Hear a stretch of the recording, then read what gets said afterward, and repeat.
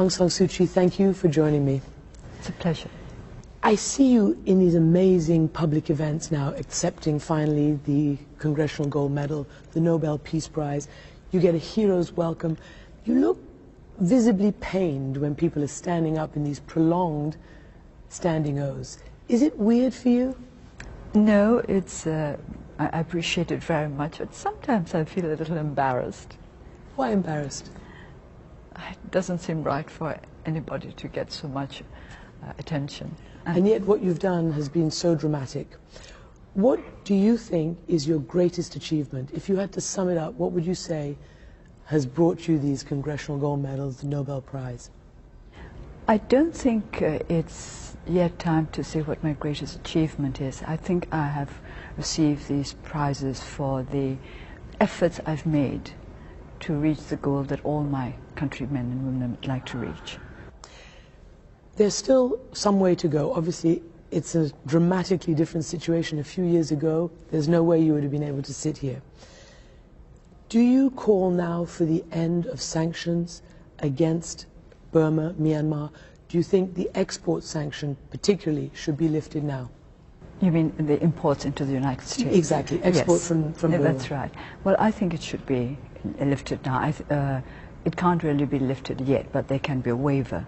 And I would very much support such a move, because I think it's time we gave our people a chance to show what they can do. And I've said before that we can't depend on external support forever to achieve our own ends. We'll always appreciate what our friends do, and I hope that they will continue to do whatever is necessary. But we must also take responsibility for our own destiny. So it's time to let the minerals and the gas and all the riches be able to be imported into this country? Yes, provided there's transparency and accountability. What about political prisoners? The President announced an amnesty a short while ago. Are you satisfied that this includes the political prisoners, enough of the kind of people you need to see released? No, not all the people on our list have been released, and there are other lists which are, I think, which are probably a little longer than ours. So I think there are still others waiting to be released. Do you believe it will happen? I think so. I think it should happen as soon as possible. And are you on the same wavelength with the President and the government on this issue? I don't know what it means to be on the same wavelength with them, but I think there are many people in the government who agree that political prisoners should be released. You're now working with a former general. Thein Sein is now the president of your country. These are the people who prevented you from seeing your husband, who kept your children separated from you, not to mention the oppression in your country itself. Tell me what it is like to now have to be a politician and work with this group of people. I've never thought that what they did to me was personal anyway. It is politics. And if you decide to go into politics, you have to be prepared to put up with these kind of problems. I like a lot of the generals. I'm rather inclined to liking people. That would sound pretty dramatic for people to hear, that you like the generals. Well, I've always got on with people in the army. You mustn't forget that my father was the founder of the Burmese army, and this is why I have a soft spot for them, even though I don't like what they do. That's different from not liking them. I'm stunned. Are you really? Yes, I'm stunned. I think it's perfectly natural for me to feel this way. Do you believe that your relationship with the President is crucial? Not just your personal relationship, but your political relationship is crucial to enable a full and proper transition from military dictatorship to a full democracy? I think it's always a little dangerous to make this kind of work a personal occupation.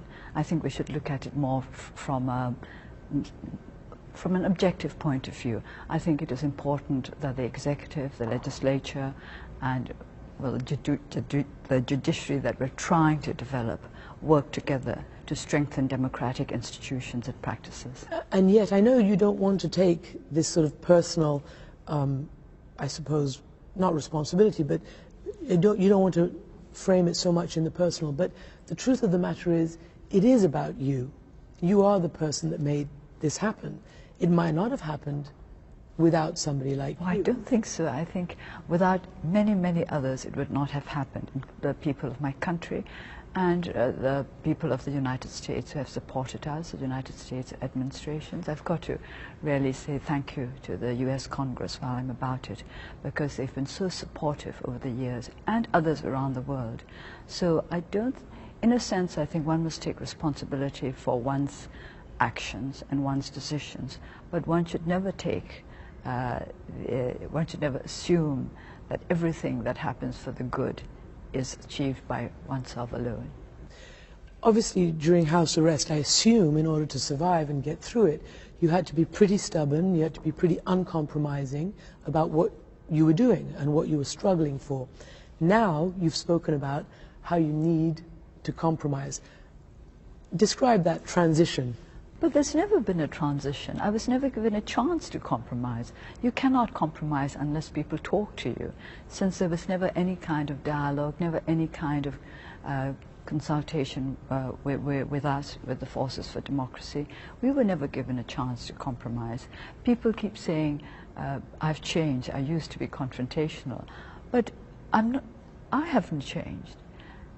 It's just that circumstances have changed. Of course, I've matured. I hope so. I mean, one should mature over 20 years.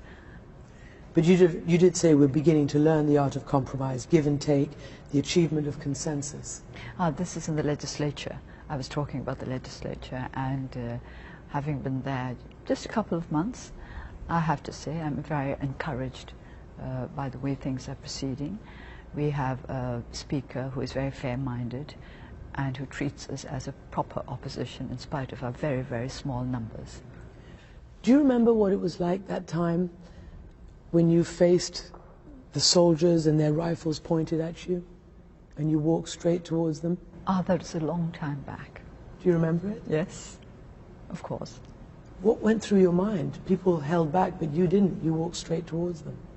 Well, I wasn't given much choice because, first of all, they said, you must all move to the side of the street. So I said, fine. So I said, let's walk on the side of the street. And then he said something like that he would shoot whether or not we were on the side of the street or on the street itself. Then I decided I might as well be on the street. The fact that they didn't, what did that tell you? Well, a major came running up. He had been walking behind us, and he came running up and stopped the man who was in charge, who I think was a captain. And then there was another major attempt on your life in 2003. Many, many people were killed. How did you keep going after that? Well, how could I not keep going after that?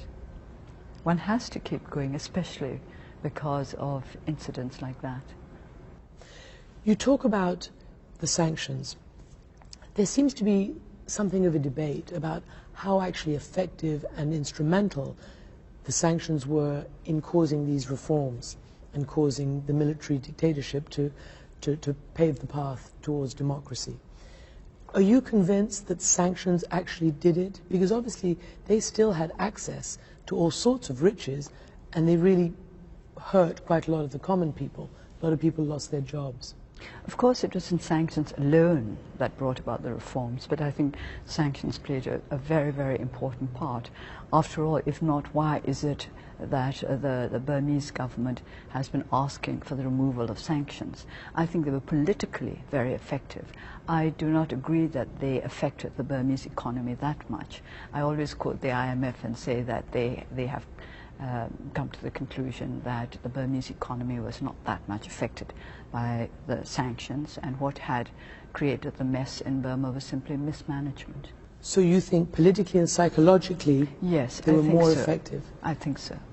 In the by-election, do you think the regime was surprised that you won so many, your party won so many of the seats, practically all of the ones that were contested? I think a great many of them were. I'm sure there were some who realized that this is how it was going to turn out.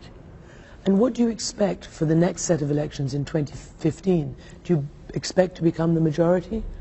I think it's too early to think of 2015, and I think the next 2 years are the more important ones. How we develop into a working democracy, and that will decide what the 2015 elections will be like. I want to ask you a couple of personal questions because you're a very public person. I usually don't like personal questions. I know questions. You don't. But as a mother, I want to ask you about the price that it took to do what you did. I think many working mothers, you know, we grapple with our absences, we grapple with how to make it up to our kids, and yours have been more dramatic and more intense than any mother I can imagine. Do you wonder how one day you can make it up to your kids? Do you feel you have? Do you feel that's a resolved relationship? I don't think of it as making up to my children, because after all, they're not children anymore. They're But grown up. Yes, they were. And you can't make it up to them as children because they're no longer children, and they probably wouldn't like me to treat them as children anymore. In fact, I'm sure they won't like to be treated as children anymore. So I think what I would simply wish to do is to learn to have a good relationship with them across the distance that separates us. I read that you were estranged from your son Alexander, but you will see him?